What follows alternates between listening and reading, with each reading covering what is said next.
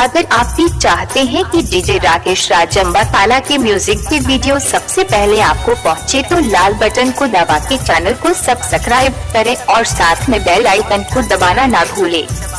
Mix by AG recording studio. Doctor साहब compounder बाहर कौन चिल्ला रहा है? उसको अंदर भेजो।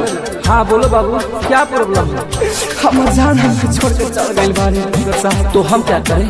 ऐसे कोनो दवाई दी हम ओकरा के भुला जाए नहीं तो हम डीजे राकेश राज अम्बाताला डीजे राकेश राज अम्बाताला से बाहर निकल। तोहर जितना पैसा होखी डॉक्टर देह बताला दो, देह बताला दो ओकर चेहरा भुला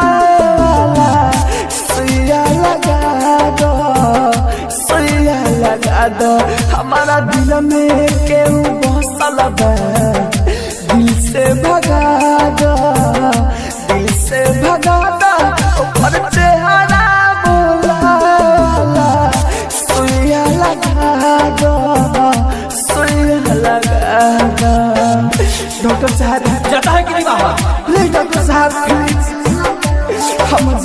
डीजे राकेश राज अम्बाताला डीजे राकेश राज अम्बाताला। क्या करूं मैं?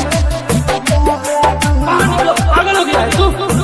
नहीं डॉक्टर साहब, हमारा दिल दुखा है डॉक्टर साहब। इनका मोबाइल नंबर है 8757577728।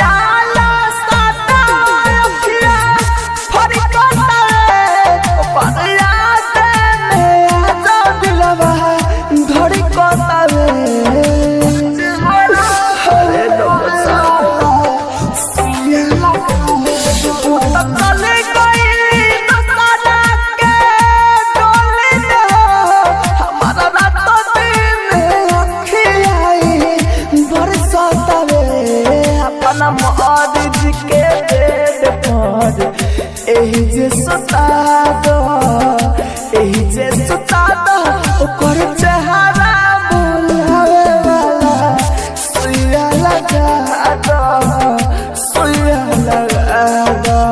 Mix by AG recording studio. DJ Rakesh Raj Ambatala DJ Rakesh Raj अम्बाताला।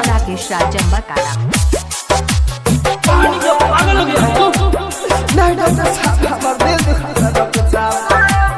इनका मोबाइल नंबर है 8757577728।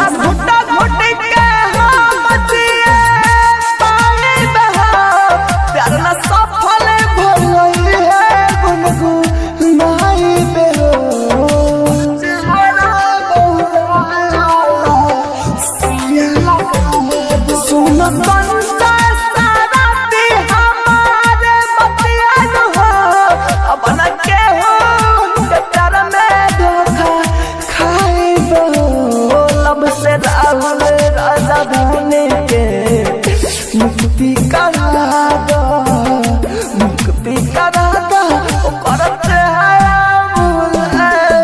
DJ Rakesh Raj Ambatala DJ Rakesh Raj अम्बाताला। इनका मोबाइल नंबर है 8757577728।